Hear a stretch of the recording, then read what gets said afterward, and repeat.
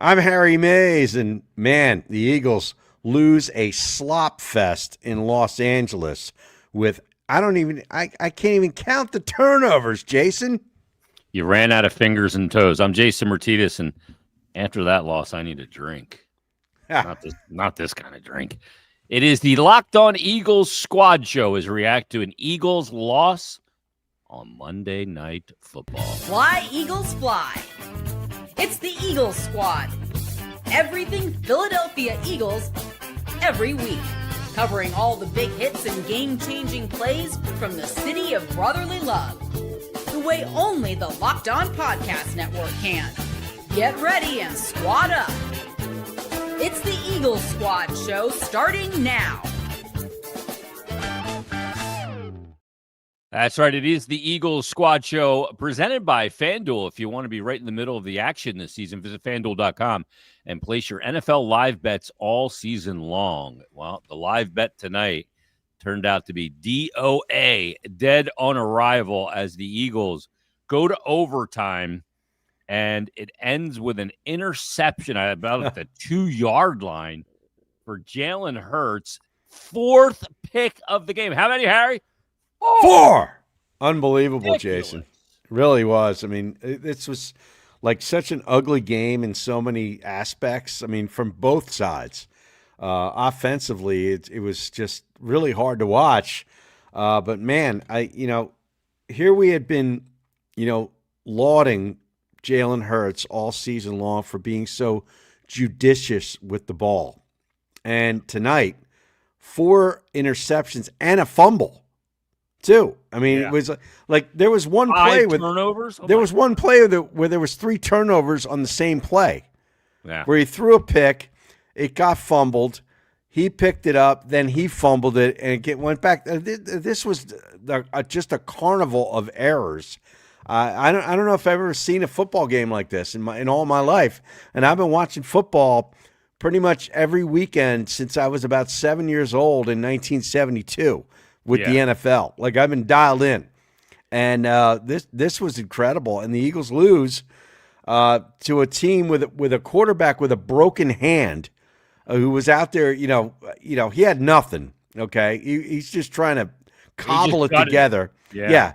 And he's got no receivers, really. That team has nothing. I don't know how they're winning games, to be honest with you. They're 9-4. They're winning games like they won tonight, I guess. Yeah. I mean, I'm not dialed in on the Chargers, but man, this team that they faced really can't threaten anybody deep. The Eagles' defense, I thought, played great. They were getting a pressure. They had 7-8 sacks on Herbert sacks tonight. For 33 yards. Yeah, I mean, they were playing great, and they were getting some turnovers. The offense does nothing. No, in this they're game. a hindrance, Harry. They're not a help. Nothing. Once again, the offense just becomes such a catastrophic problem. When you turn the ball over 5 times, you have no business even going to overtime. You don't. You really don't. Get to overtime. And just disgusting. And they actually got some runs out of Saquon tonight. They had a 52-yarder. Yeah. You had a home run tonight. And they threw the ball 40 times. And, the thing that really irks me about this game, it was something that Joe Buck said. I'm a huge Buck fan and an Aikman fan. Well, so am I. You know that. Yep. You and I had him on several times. Yeah. And Joe Buck brought out this stat that the Eagles in shotgun were averaging 3.5 yards per play. And under center, they were averaging 12.5 yards per play. Yeah. And frankly, and this isn't Joe Buck that I'm mad at, it really pisses me off at the Eagles because we've been talking about this out of our mouth, our ear, talking about getting under center and doing something different. And those numbers are so dramatic that, again, it's malpractice what is going on from a scheme standpoint down there, from a play calling standpoint. And don't give me culture of Nick Sirianni anymore because that is right out the window. Open the sunroof and just chuck it out because this is now the second time. And these players saying this isn't 2023, baloney. It's not 2023. It's 2025, and it's as bad as 2023. Yeah, This is unbelievable. It's looking like that right now. I got to agree with you. But I mean, you did see some different things tonight. Like you saw, some motion. With A.J. Brown in particular. You saw some two-back running back sets, which was different, and you saw some designed runs for the quarterback. Now, most of them didn't go anywhere because L.A.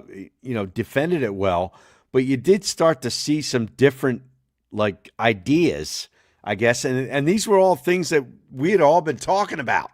Where's the motion? Where's the quarterback runs? The two-back sets, whatever. With Shipley in there. Once. What's that? They ran Bigsby only one time though for 4 yards. Right. Yeah, they love Shipley in there. Yeah. For some reason, they like Shipley, and I don't dislike Shipley, but I mean, he didn't get a carry. Right. It's crazy. He gets one catch. It's like you can put guys in there and show me all these different looks, but if you don't actually utilize them, who gives a crap? Yeah. Right? Joining us right now, Harry, is Louis DiBiase. Oh, he's in here already? I thought he was doing this national show. He's going to be gone for a half an hour. That was only if they won the game, boys. Only if they won the game. They don't want me in a They don't want me in a you loss. in a loss? Are you serious? No, they don't want the losers. They don't want the losers. They brought in locked on whoever Charger is out there in your stead. That's right. Come on. I got kicked to the curb. I got benched before Jalen Hurts did. Brutal. Tom Petty wrote "Even the Losers," Luigi, and they need to honor that. Even the losers. Well, I'm starting to think, Harry, to go back to Tom Petty, you got lucky, maybe something too from last year. Oh, you got lucky, babe. When I found you. Well, the Eagles didn't get lucky tonight. Let's get Louis DiBiase's initial take on an overtime loss. Again, I got it. First, let me just say this before I get to you, Louis. Mm-hmm. Justin Herbert can play on my hockey team any day. No, he's a hockeyman. There's no doubt about it. He is one tough. First of all, he can chuck the ball. Like that throw across to nobody, though. Field. He's got nobody to throw to. That's what's even more amazing. But that dude is a throwback of toughness. That was one tough performance by him. But, Louis, let's get to your initial reactions from this 22-19 loss to the Chargers. Yeah, I think there are some legitimate long-term questions that I'm starting to have about the head coach and the quarterback that we'll definitely get into. But I don't know. I mean, that's such a devastating loss, and it's so frustrating to have to overcome all of those mistakes, the drops, the penalties, the turnovers, the missed field goals. Like, you're not going to win many one-score games against good football teams when you make that many mistakes. But to see this football team, after losing 2 straight games, on the brink of another collapse, have one of the darkest first halves that you've seen since, 2020? That felt even worse than 2023. For this team to not give up in that moment, though, for this defense to keep them in the game, and even the offense to wake up at the end and make some clutch plays. Like Jalen Hurts did put the ball in the money to A.J. Brown to go win the game at the end of regulation. Like they could have won the game with Jake Elliott's field goal in the second half or at the end of the first half. So for me, that tells me at least, to put things in perspective for this season, that they're not going to give up. Like I don't think a collapse is coming, and that's crazy to probably say after 3 straight losses, but I don't know. Like you probably won't accept a moral victory for an 8-5 team after a Super Bowl win that's lost 3 straight. But for me, like I do take some positives from that, where I just don't think they're going to roll over and die. And in this year's NFL, that's going to give you a chance with the way this defense is playing. So there's a lot of negative thoughts I have too, but that's what I thought initially when the game ended. No, that's great stuff, Louis. I agree with you on a lot of those things, but I'll tell you what will prevent the collapse. The Las Vegas Raiders are coming into town next Sunday. That is the cure for anybody's collapse, especially if they with were that to lose team to on the Raiders, Harry. Oh, well, yeah. Then Katie barred the door if they lose to the Raiders. Well, then that's over. Yeah. Yeah. But to your point, Louis, why does it take them to have their backs against the wall to make these plays offensively down the field that we've been last season you saw routinely? it's You know what because I mean? the quarterback. Yeah, no, I totally know what you mean. I think it's the quarterback is not comfortable making those kinds of throws, especially in tight windows, until he absolutely has to. And Jalen today, I haven't seen a quarterback that rattled in a first half of football. And there's been a lot of moments this year where he's completely disappeared for multiple quarters on end. But there was a couple moments there today where I saw 2020 Carson Wentz where I'm like, he is just not seeing the field well. He is missing a lot of open players. He is always a half a second too slow to see the open receiver. And in the NFL, half a second is everything between an open play, a reception, and either an interception or an incompletion. I think that's the biggest problem is for all of inconsistencies that you've seen of Jalen's career, he's regressing this year. Like, I think we've all accepted kind of who he is, but he has even taken a step down from that this season as a passer. And I think a lot of that's on coaching, but he has just not played well enough, and it was too little too late today. You know, the thing is we look at him and we say he's such a competitor, he's such a pro.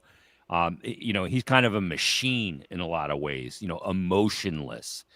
And you look at the way he has performed this year, and it's really concerning because of the stature and the way we have held him from a cerebral competitive standpoint, that he has shown so small in so many games that, you know, I've been a defender, but I'm losing any ammo to defend. My gun is now shooting blanks because it's happened way too often. I'll give him credit. I think he showed a lot of fight in the fourth quarter and overtime. Like, he did make some really impressive throws. Quit. He does not quit. Like, No, he does if not that was quit. Carson Wentz and he had that many turnovers, he would have been shot by the end of the third quarter. Where Jalen, he kept pushing through. Like, that pass to A.J. Brown should have ended the game. Like, that was a perfect throw in the back of Brown the... not catch up with that. He's got to catch that ball. And so he made a couple really nice throws over the middle to A.J.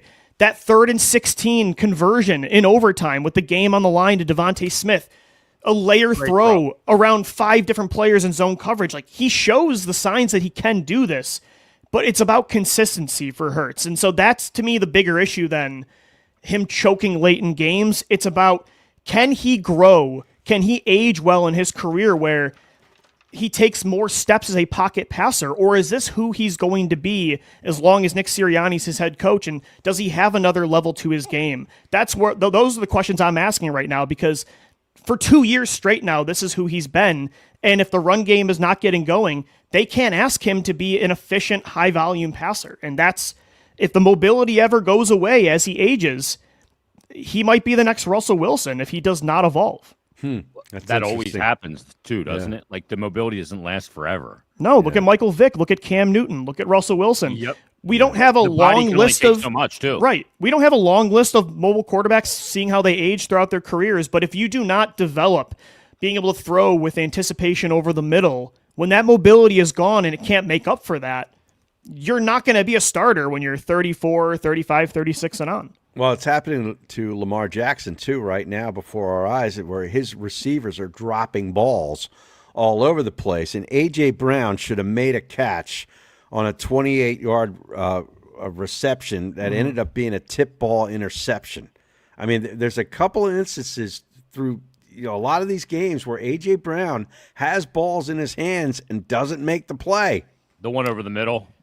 He had 3 bad drops today. Yeah. He really did. And I know the one was a little bit high. Jalen was very inaccurate today throwing high, I thought. But, I mean, you're a 6'2" wide receiver and it's in your hands. Like, you have to bring that football down. So I thought he made some unbelievable plays again in the second half. That's what's frustrating is everybody showed heart and put this team in a position to win at the end. But it just felt like every time there was the moment the kill shot was there, they couldn't do it, right? They were inching closer. They kept getting right on the verge. And when they had to make the play at the last second, they just couldn't do it. And that's all the difference when you play another really good football team. Our margin for error is so small. Yeah, and I wonder, are the Chargers a really good football team? I mean, they're 9-4 now. I mean, I don't know how they're good. 9-4. I don't know if they're great, but they're good. And like you said, their quarterback's great. I mean, he's playing with one hand today, and to make some of the throws outside of the pocket he did late in the game was pretty impressive. They're not making the playoffs, though. That schedule they have coming in is brutal. It is tough. Yeah. Yeah, really brutal. I mean, at but this anyway. point, are the Eagles winning the division? Yeah. Before that's now back in flux. It is big time. I mean, The Lions gave you a gift on Thursday. And if you look at the Cowboys' schedule, it's favorable, right? I mean, the Commanders looked really bad on Sunday. They got killed by the Vikings, and you got two matchups. They quit on the coach, dude. So I'm convinced that's a good sign. Quit. The Eagles have 2 games against quit. Washington, but Jaden Daniels is back. I don't know. They might shut him down again. Yeah, so he got hurt again. Yeah, that's a good point. You're right. Mariota got did hurt come again. in. Yeah. So, I mean, your schedule's not hard either. And Ertz it's done for the season. He was like the safety valve for all those quarterbacks. Yeah. That's why, as frustrating as this loss is, I still think they're going to get it done enough to have a chance in the playoffs, where they're still going to have at least one home playoff game to me.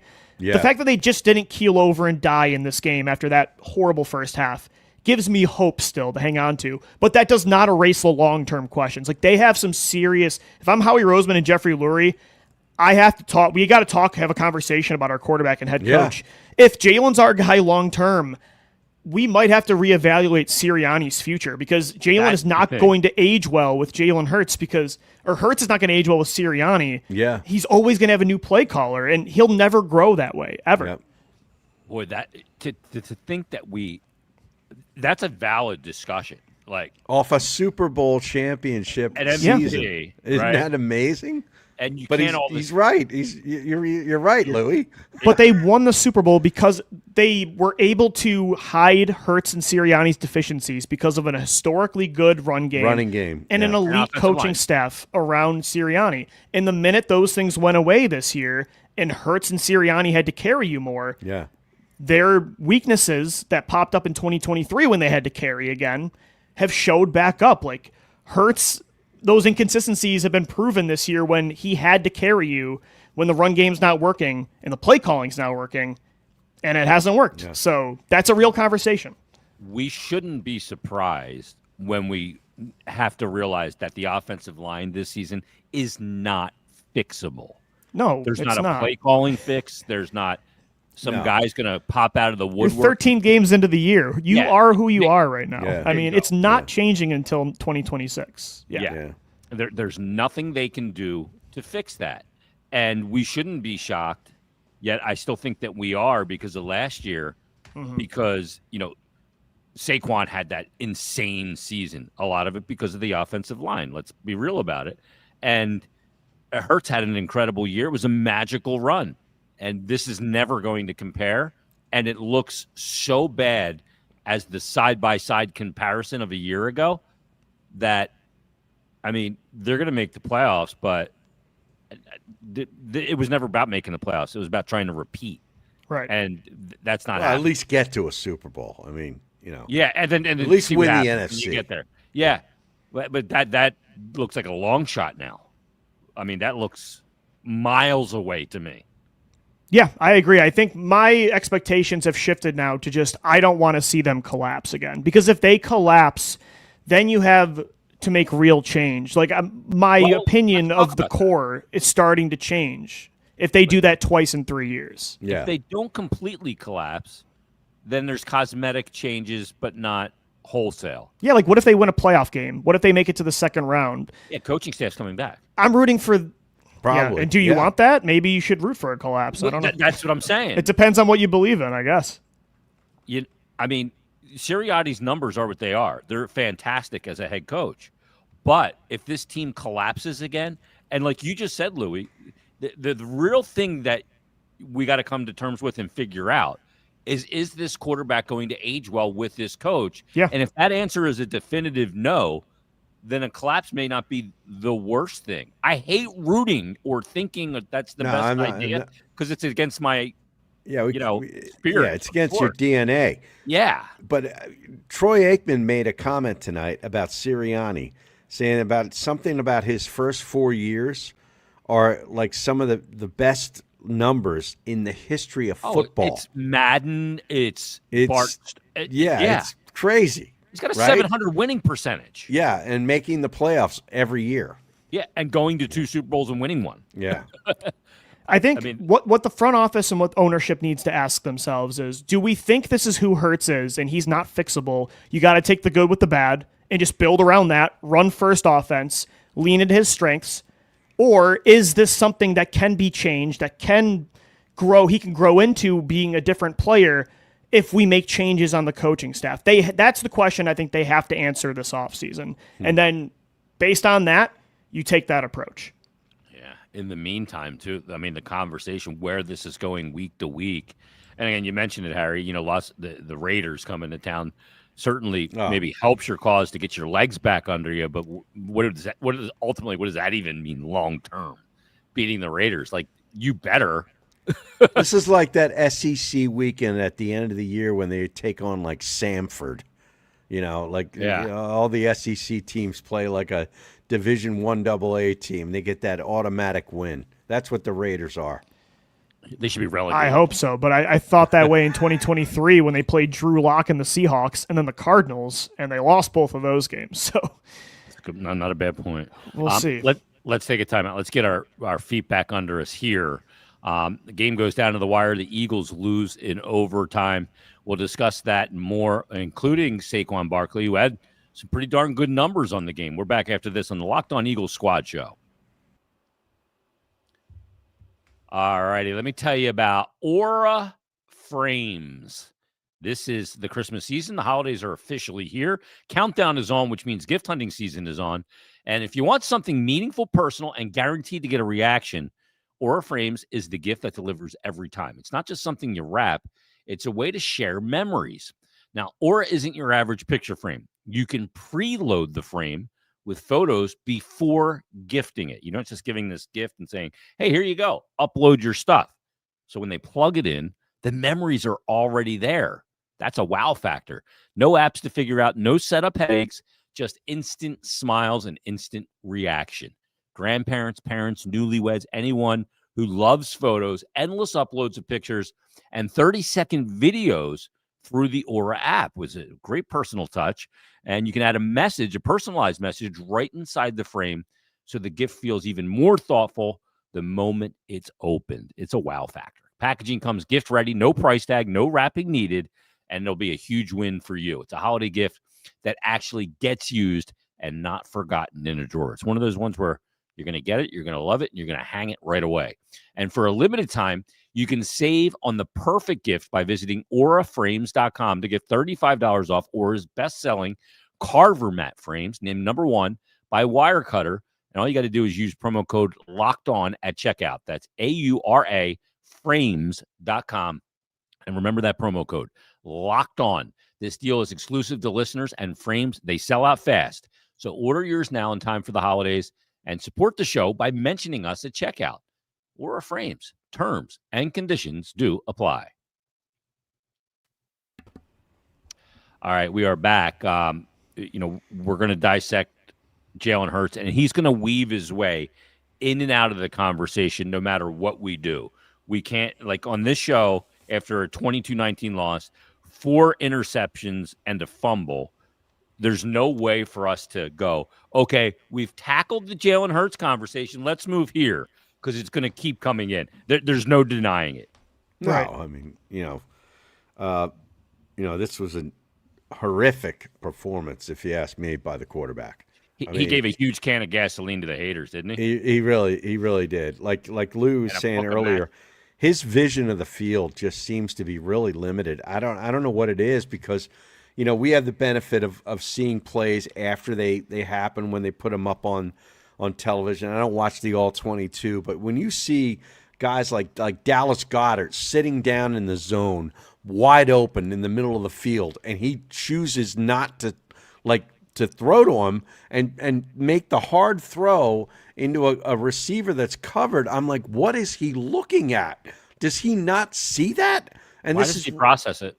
Yeah, I don't know. I mean, Louis, you're seeing the same thing, right? Yeah, and his last read normally, his eyes naturally do not go to the middle of the field until the play is all but over. And by that point, that open receiver, it's gone. So the question is, again, next year he's going to be in year 7. Can you retrain a quarterback, or can you build something into the brain of a year 7 quarterback to start thinking differently, to look at the field differently? Can a new play caller, or God forbid, they're not going to fire Nick Sirianni, but a new head coach that's an offensive-minded play caller, can that kind of guy make Jalen change his play style? He's I'm beyond not so development sure. years. Yeah, He's beyond like, development. He's had success that way. Right. Yeah. Most quarterbacks at this point are They who are they what are, they at this point in their career. But especially when you've had ultimate success. Why change, right? And if you're going to stick with him, then you have to just deal with that, like the inconsistencies. He can make that throw to A.J. Brown in the left corner of the end zone. He can pull a rabbit out of the hat sometimes. He's very clutch most of the time. But if your run game is not going to be consistent, it's not the face of your offense, this is the kind of football team you're going to have more times than not when Jalen's your quarterback. He just, since 2022, he has not been an efficient passer in a high-volume offense throwing the ball. If you're throwing 30-plus times a game, you're going to get a lot of ups and a lot of downs with Jalen Hurts, and you can't build a team that way if the run game's not working. So that's, again, the question you got to ask is, are you okay with that for the future if you're Howie Roseman and Jeffrey Lurie? Yeah. Harry, how much of this game do you put on Hurts? I mean, This is a big piece of the pie. like plus The majority, over right? 50. I mean, Yeah. like 60, 65 is like where I'm 75%. leaving, Yeah. yeah. I mean, you turn the ball over that many times. I mean, it's got to be on you, right? He he did got not need to lucky make on the that throw, one. by the way. That last pick, I just Yeah. feel like he forced that. Throwing off his back foot, too. I mean, Yeah. to Dotson, what are we doing on first down? Seriously. And the thing is, too, like you mentioned, Louis, like his first read is never in the middle of the field. Never. Why is that? Because he's afraid of the middle of the field. He feels way safer on the outside. I don't think he can see very well in the middle of the field. You think it's a height issue, too, Harry? I don't know if it's a height issue, but Happy he just feet? doesn't seem to see guys in the middle of the field first. The problem is, too, he shouldn't see guys. Like, he should be throwing them open over the middle. You have to Right. throw to a window at times. Like he not did on Devontae's throw. Yeah, and Well, that's the thing is, that's frustrating because you know he can do it. You see those moments, but he only does it when he absolutely has to. Right. McNabb never used to do that either. Yeah. He doesn't default He there. never threw guys open. You look at Herbert. They the way had he to threw be the ball, open. The way he threw the ball, Yeah. he threw the ball where it needed to be thrown, to where it needed to be thrown, even across his body. Well, he made that one great play. That was a ridiculous throw. That was a ridiculous throw, but he wasn't good tonight either. But he was under a lot of pressure, and he had a broken hand. Well, look yeah. at the way defenses are playing nowadays. I mean, they're playing majority of the time zone coverage, two safeties deep. You have to be an anticipatory thrower now of the football. You can't just figure it out on the fly. There's a reason offenses are so inconsistent across the league this year. I mean, Mahomes isn't going to be in the playoffs. Lamar, Burrow. Defense has made a comeback. Like, is It the really is the has. pocket passer going to be revived in this league? Because these kind of quarterbacks aren't doing it this year. They're not. Yeah.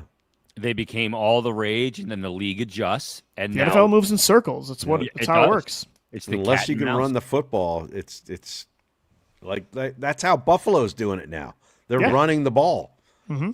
Yeah. When you look, let's talk about running the ball because Saquon, the numbers on his game. Let me bring them up here. He ends up, 122 yards. and a 52-yard long. Silver lining of this game for sure. Yeah. Yeah, I mean, that was great to see that explosiveness at times. And Louis, before you jumped on, Harry and I were talking about it, that Joe Buck brought up the stat of 3.5 yards out of shotgun average, 12.5 yards under center. And frankly, that pisses me off because we've talked about it at our midweek squad show, 6 Ways to Sunday, about getting under center. And then you hear numbers like that, and it just angers me. I Because agree. If we see it, you're watching the All-22. I'm no football expert. I'm a hockey man. If I'm seeing it, they better damn well be seeing it. I don't understand the logic. I mean, they were red hot against Minnesota, New York, playing the majority of the time from under center. It was working, and they completely went away from it. Even today, there were so many moments they were building on momentum, playing under center, and then here comes the 1st and 10, inside zone run in shotgun, 2nd and 9, inside zone from shotgun. It's like, why this team is so adamant of doing that. That's the reason they're the worst first down offense in football, is because it's a shotgun run. It feels like 90% of the time when they know that does not work. And the definition of insanity is third down team too. they do the same thing over and over and they expect a different result. So That's a coaching thing. That's a coaching thing. What were they coming in tonight? 31% third and out. Like, that's the worst in the league. Well, and the other reason, you're dead last in yards after the catch this year. You cannot scheme open easy yards through the passing game. That's because they run hitches. Yeah. Hitches are when a receiver turns and stops. There's nothing. Yeah, notice a receiver never catches the ball in stride in this offense. Right, yeah. AJ did on that one down the left sideline where he tried to hurdle a guy. That was it. But again, if he had to hurdle a guy, he was out of bounds. To do that, you have to throw with anticipation, right? I mean, I feel like a lot of the times when it's see, look, throw, it's going to be a dead stop kind of route. So, I mean, it's the quarterback and the coach. It's the play caller, it's the OC, the head coach, and it's the quarterback. And until that changes, you're going to be inconsistent. 4 for 13 on third down. They didn't even go for it on a fourth down. Yeah. Well, that's not the Eagles. Here's the other thing. They had that 3rd and 2, okay? And, again, didn't go for a tush push. I think this is all an accumulation of the injuries on the offensive line. Those guys on that left side of the offensive line are banged up, and they're lower playing, body injuries, but they're banged up. Yeah, Dickerson went out again. Yeah, and like I've been hearing that there's going to be some postseason surgeries that are basically already scheduled for these guys, like Juergens, Dickerson. I wouldn't be surprised to see all 3 of them get something done postseason. So they're banged up. So I think that's why that they've changed that philosophy, which used to be, hey, it's 3rd and 2. Let's run a tush push, and then we can run another tush push and get the first down. Right. They don't do that anymore. Yeah, like on 2nd and goal. I mean, normally this team would, the last few years, run 3 tush push plays if they had to. They probably would have got in the end zone before that. And instead, they're running a play action rollout where they're cutting off half the field. Jalen's running to his left, throwing across his body. Yeah, I think a lot of it is Dickerson, Juergens. They have lower body injuries right now. Juergens dealing with a back injury. Blocking a 300-pound nose tackle with a back injury on a tush push play is impossible. And then Tyler Steen's not Mekhi Becton from a power perspective, so they've kind of had to get rid of the play to a degree, which is unfortunate. Yeah. But I will say the run blocking was really good tonight. I think that's a silver lining is if they can run like that on the left and the defense plays like that, they're still going to have a chance against. Going. Yeah, I don't think they're going to be the favorite to win the Super Bowl by any means, but if the run game can play like that the rest of the way and the defense plays like that, they will at least have a chance. It seemed to be like outside zone, out beyond Mailata, where they had success. Right. Let me ask the question. Are all these injuries a byproduct of too many tush pushes? It could be. I think it's also just maybe the reality of a late Super Bowl run. Yeah, Mailata's talked about it, that the tush push takes a lot out of these guys, and they did a lot of them over the last couple of years. Yeah, I mean, you're starting to see the wear and tear of deep playoff runs with the Chiefs now too. I mean, they're basically cooked. You know, you're starting to see this cumulative effect of year after year after year of deep and playoff 17 runs. Games too, Harry. Yeah. It takes a toll on you for sure. Yeah. I mean, late season runs. I mean, obviously you'll take the championship, but a lot of these guys were playing with injuries during the playoffs. I mean, Juergens and Dickerson were hurt in the NFC title, remember, in the Super Bowl. So that is part of just the reality of this. Some things that are just out of your control when you're a consistent contender. Third down, again, has been an issue. They only get 4 third down conversions in this game on 13 different attempts. Is the issue with third down the cumulative effect of first down inefficiency and the inability of the quarterback to use the middle of the field? Yeah, naturally they're not good throwing behind the sticks, right? Or they're not wanting to run himself. That too. I think they're a terrible first down offense, and they're not a very good passing offense. So when it's 3rd and 7+, this team normally doesn't have success moving the chain. So can you pull those numbers to see how often they're in 3rd and 7+? That's got to lead the NFL. Definitely leads. I don't have it in front of me, but it has to lead the NFL. I mean, they have the most 3 and outs in the league, so naturally, I think those go hand in hand. Yeah, I would think that's. I mean, first down is the most important down to set everything up, and they've just done such a poor job on it. They on first down, they threw the ball 12 times on first down and rushed it 5. Oh no, wait, that's 12 first downs. Let me see. First down from. I'm trying to see how many times what they did on first down, but I don't see it here. But nonetheless, it really is remarkable. Harry was discussing different formations and 2 backs in the game. And they did this several times, but they never ran Bigsby in that situation. They never ran Will Shipley in those multi-back situations. So what's the point? You're showing a different look, but they love having utilizing Shipley out there because they like really him out of the do. backfield, like receiving the ball, I guess. And he had one catch for 3 yards. But Yeah. But that was one of the wrinkles that we saw. We were waiting to see some of these wrinkles of, this sort of this mini bye. Everybody likes to say, you go from Friday to Monday. We're going to reevaluate. We're going to assess. And what things were really different. You had like 2 back sets. You had some plays that there was a little bit of motion pre-snap, and some quarterback runs. That was really it. I didn't really see a whole lot of difference out of the offense. Yeah, I saw a couple plays where like they moved Jalen, a moving pocket, but there were a couple play calls I liked, but overall it's much of the same. Yeah. And the problem is too, though, to defend the coaches for a second, when you have so many penalties and you can't even execute the small things, right? I mean, even like on special teams, Moro Ijoma gets a penalty because he puts his foot on the lineman's back. The leverage. So, yeah, when you can't execute the simple things, you probably can't add more to this team's plate, right? So that's the problem is everybody's at blame. It is the coaches, but also the team can't execute really simple things. When you make that many mistakes on the field, it's going to be really hard to win football games. And this is like the closest year of the NFL I've seen in a decade. So normally this team is great late in games at not making mistakes. And the last 3 games, what's been the theme in the fourth quarter? They make the play to lose the game instead of the play to win it. And that's not normally like this core, but that's the reality of who they are right now. Yeah. They won 2 games going into the bye. They beat Minnesota and the Giants, 2 pretty bad football teams. Yeah. Out of the bye, they beat Green Bay in that 10-7 game. Then they beat Detroit 16-9. Since then, 24-21 loss to Dallas, where they were up 21-0 on the first 3 drives. Yeah. Then Chicago emasculated them. Yeah, 24-15. Like, that game is worse than the score looks to me. And then this game, 22-19. All those Eagle fans traveled out there. And I know there's some that live out there, too. It sounded like a home game. Yeah, it did. Imagine that flight back after watching that brutal football game. Like, this team is not fun. Trust me, I had to drive 6 hours home after going to the Bears game. That was the longest drive of my life. How was that? Intense. I had to sit in the wind, and I've never felt that building so. I mean, the animosity in there was horrifying. Yeah, but it was justified for sure. It was miserable.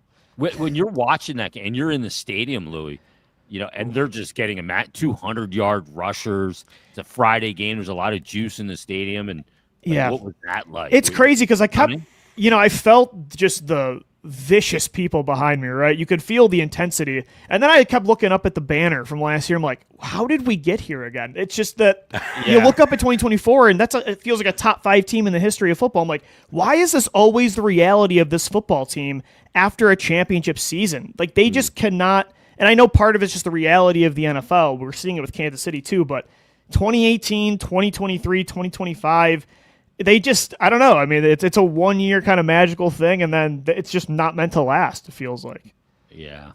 Like some people go, well, we can't have good things, but there is 2 Super Bowl wins. Right. That's why it's hard to complain. I'm sure there's a lot of other fans rolling their eyes. They just want one for their entire life. But. And like people of Harry and I's vintage, like we dreamed of one for so long.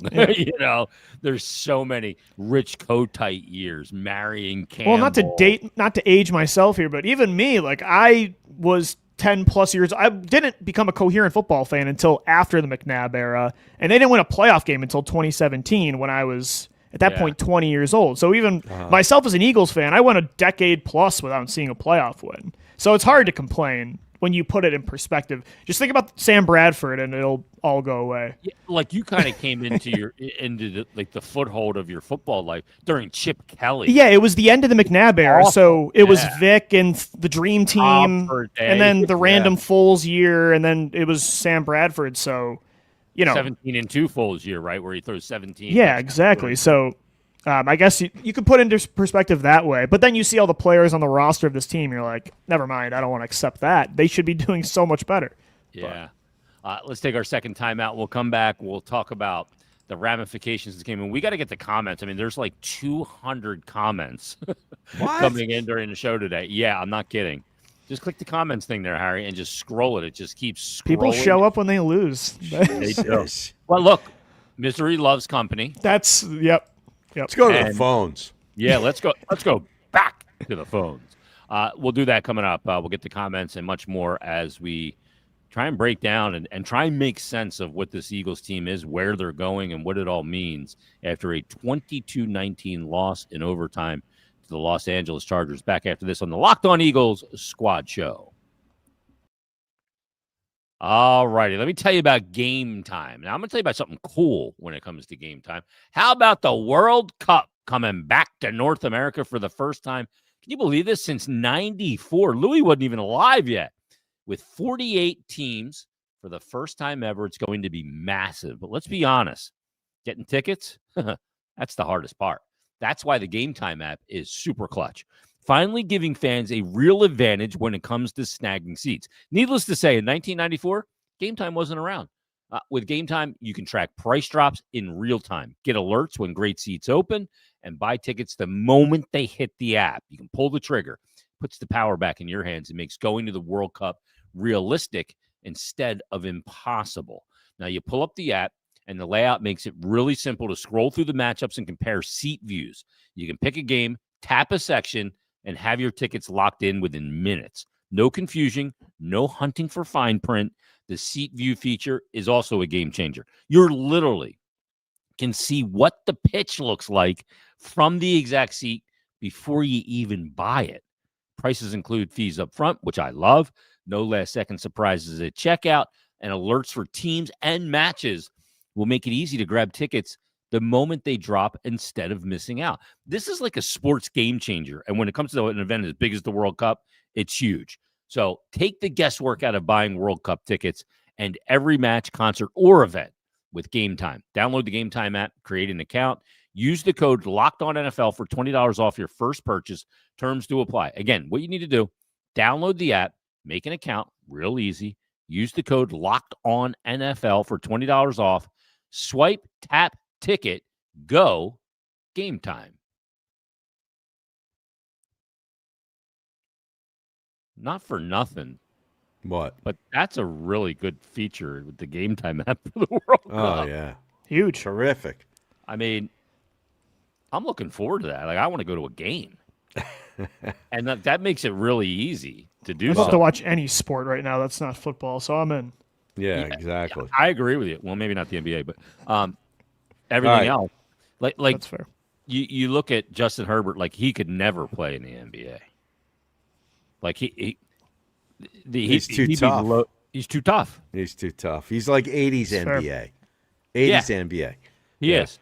Bloody faced. He played for the Pistons. Let's go to a sequence here near the end of the first half that kind of summed up the game for me with the Eagles.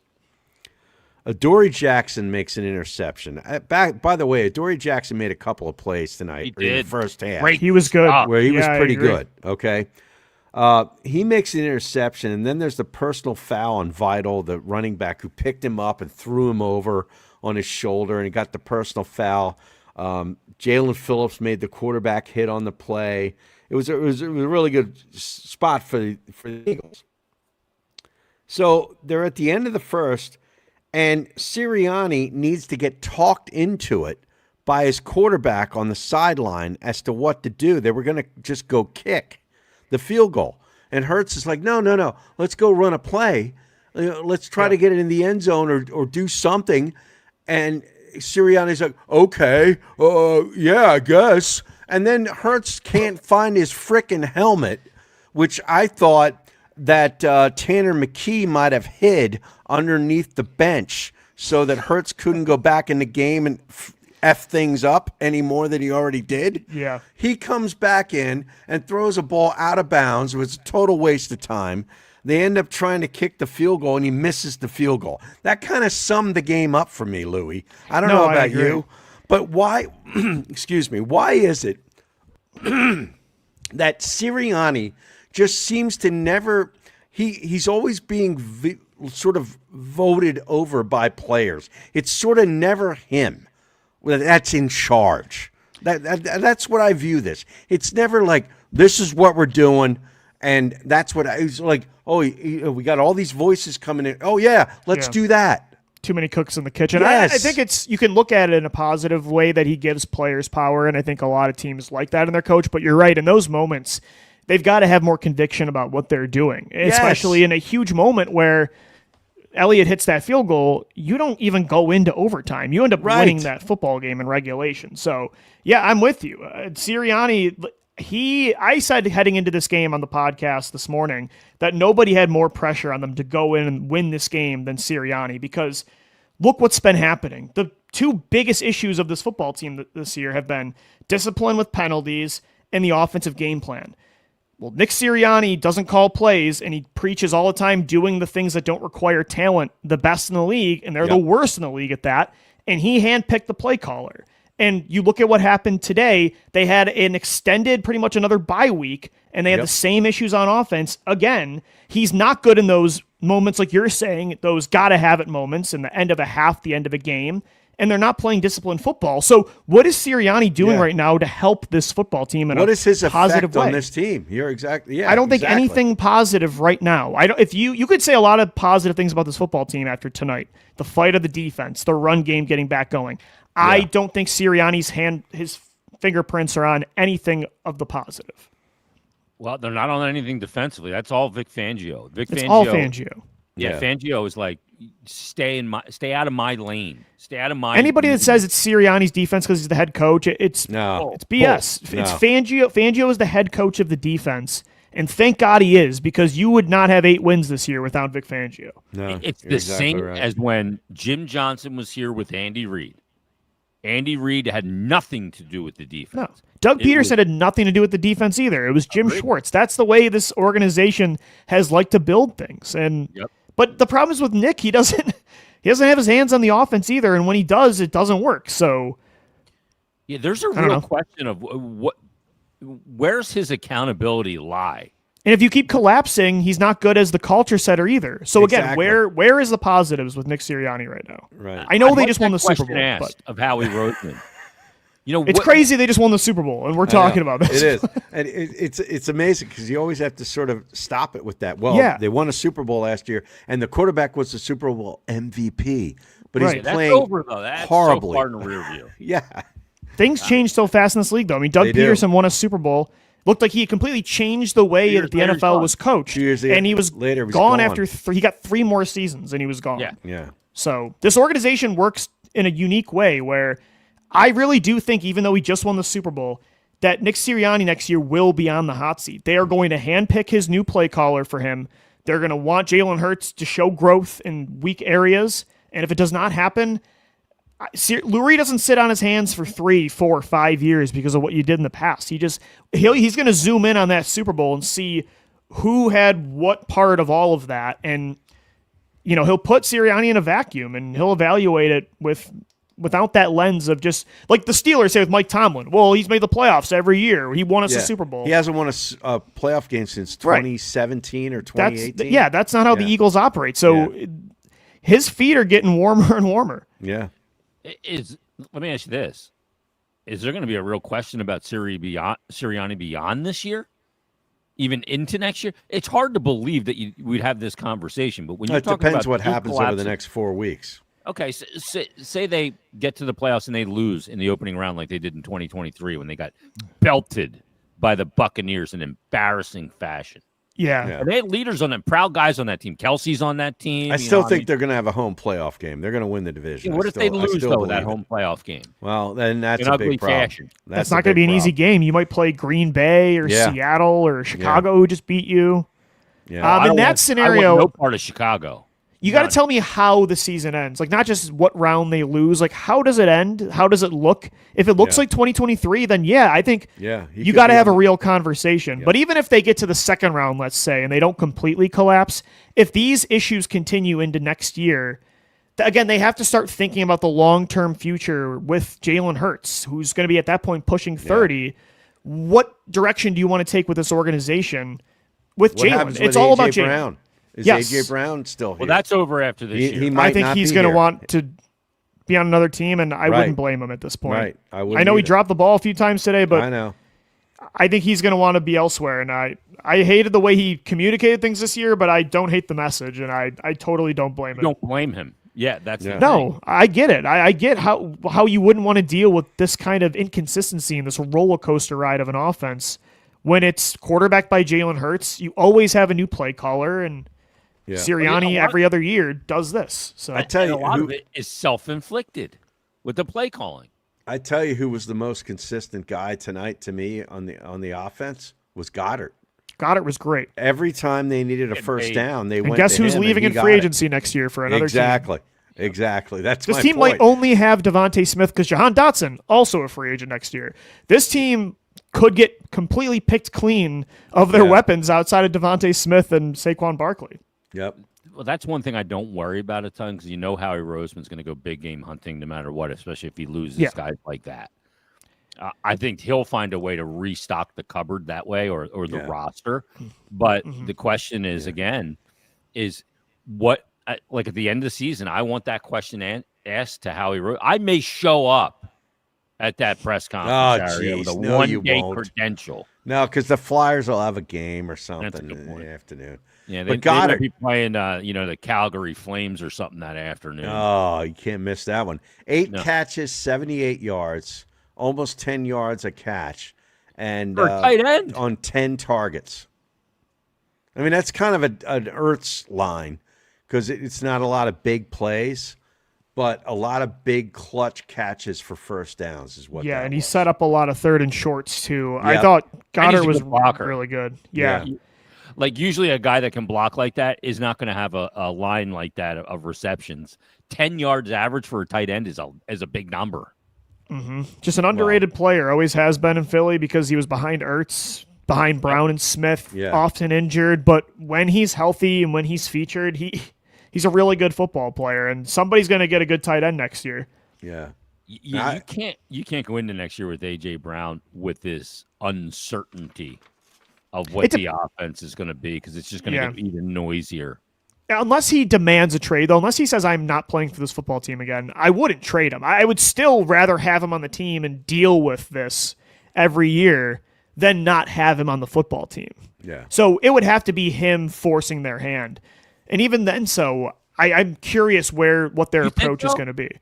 I think that decision's already been made that this is the end of it for him here. Maybe. I mean, he's Well, been anytime- heavily featured the last month, so maybe that's changed his mind. Well, maybe he's featured too because they want to get more for him in a trade. Well, I Or also they're got trying to save him, trying to keep him. I don't know. Yeah, I also got to don't know. give credit to Britton Covey tonight, man. He was good. He had 4. Can I say something, though, about Britton Covey? 100 yards, Harry? Yeah, Go what did he ahead- have? Go ahead, Luke. Go ahead. No, Louis. go. What was his numbers? Well, he had 4 kickoff returns for an average of 25.8 yards per return. Mm-hmm. And then he had punt returns 3 for an average of 18 yards. Now, that's way That's a good better day. than they were getting before. Than That's all Gibson. I'm going to say. Yeah, for sure. Yes. I'll say this, though. I am terrified every time Britton Covey returns the ball. Well, you can because fumble the ball. He's Yeah. so small. He gets lit up, it feels like, every time. And he almost does. fumbled multiple times today. It's like he's either going to take it to the house or he's going to fumble. And I feel like nothing in between. So, horrifying returner to watch, but very productive. But way better than Xavier Gibson. Or Yeah, whatever for the sure. hell He his put name them was. in. He gave them good field position Who at was the end of the finally game. cut. Yeah. Yeah, multiple times. So Covey definitely an upgrade there. You're right, though. When you watch him, like I feel like the dude's going to get exploded. He looks like me running around out there. I'm like, he's gonna die Yeah. every time he gets hit. Only if you went to BYU and you're I also think we're like a around the skier. same height, same Are weight. you? Yeah, I'm 5'11". He's got to be close, right? Wow. He can't be more than 180. He's in a pretty water. good golfer, Louis. I'm not. So there, Covey. he's got me on Yeah. that one. He's pretty good. He's pretty You good. and this golf. Yeah. I think our last time out, Louis is going to tell you about FanDuel, and we'll get to some comments from the audience here on the Locked On Eagles Squad Show. Today's episode of the Locked On Eagles Squad Show is brought to you by FanDuel. NFL Sundays move fast. One big play and suddenly everything feels different. That's what makes live betting with FanDuel so exciting. You're not just watching the game, you're reacting to it in real time. With FanDuel, you can place bets as the action unfolds. Every drive, every momentum swing, which got a lot of those tonight, every highlight moment, live betting is best when the game starts to shift. A receiver gets hot, a defense tightens up, or the momentum flips after a turnover. FanDuel lets you jump into the moment. Live spreads and money lines adjust instantly. Player props update as guys heat up. You can bet next touchdown scores, drive results, totals, and more. It keeps you locked into every snap, every drive, every possibility. So if you want to be right in the middle of the action this season, visit FanDuel.com and place your NFL live bets all season long. FanDuel, the game moves fast, and so can you. All right, should we get to some listener comments? I'm sure Yeah. they're pleased Got a as lot of 'em. punch, to use an old turn of phrase. Pleased as punch. Pleased as punch, Harry. Okay. Let's go to this guy. He doesn't comment a little bit. He comments a ton. Bam Man 10,003. I was willing to put Hurts' recent inaccuracies down to playing a lot of windy, cold weather games. Yeah. But this was in a Not dome tonight. in LA. Yeah, that narrative's Good going. I was point. using that on the show, too, because he plays better tonight. indoors, but He does. he had the yips tonight, man. Yeah. Yeah. How about this one? Comes from Nathan. Chirulo 8124. Love the Saquons up the middle for no game. Let's do it 15 times a game. Yeah, he goes 70 yards for a touchdown in outside zone, then they run it right up the gut. It feels like 6 times in a row Yeah. after that. He had Ridiculous. such success going to the left side outside of Mailata tonight. Mm-hmm. And, why wouldn't you just keep doing But let's that? just bury him behind Brett Toth every play. Yeah. That makes Yeah. sense. Yeah. Makes no sense. Philly N8 says, do we get trash AJ on social media and bring it to his front door? You suck. Does AJ Brown go back to making some, I don't think so. subliminal posts? Hey, they're 0-3 since they've heavily started to feature him I in a know, productive but way. So, Yeah. I don't think he goes. and to they've turned the social ball media. over like 12 times. You see him make these great plays, but as Savage points out, AJ dropped 3 catchable balls that would have changed the game. That's a Yeah. fact. Yeah. He also made some big plays to keep him in the game, but I did. agree that the touchdown drop is what cost you the game. Yep. And Hurts was staring him down all day. He was locked in on him Yeah. in this game tonight. And, Bergang says also O-line can't block. And look, that's not getting fixed. Yeah. And to your point, Savage says last 3 games, AJ over 100 receiving yards per. Outcome, Eagles lost the last 3. But hey, AJ's happy. Yeah. He's Yeah, getting his. They became what he wanted them to become, a pass-first offense, and they're not built that way. So that's why they're not winning games.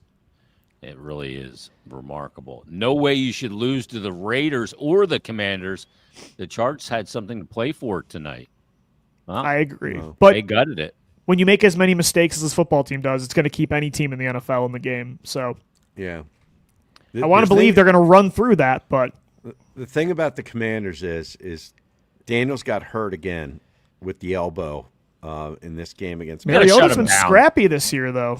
Ertz is out for the year. He got hurt. He was a big thing for Daniels, and I think they quit on the coach.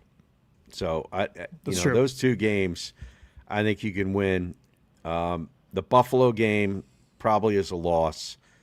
You got to beat the Raiders. You just got to get to 11 wins, and you immediately eliminate the Cowboys, who can't get to 11 wins. Because the math isn't there for them. Yeah. Right.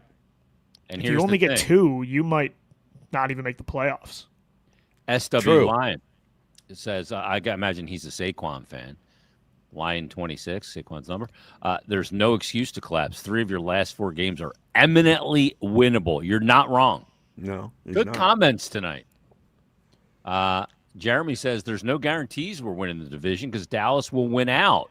This They is could. 23 all over again. Let's look at Dallas's schedule while we're Yeah. at it. They Yeah. could. They've got Minnesota. That should Then- absolutely be a win. That should be a win. They've got 2 division games against, I believe. Well, they do have the Rams or the Chargers rather. No, they have the Chargers. So they go Minnesota, LA, Washington, New York Washington. to finish it.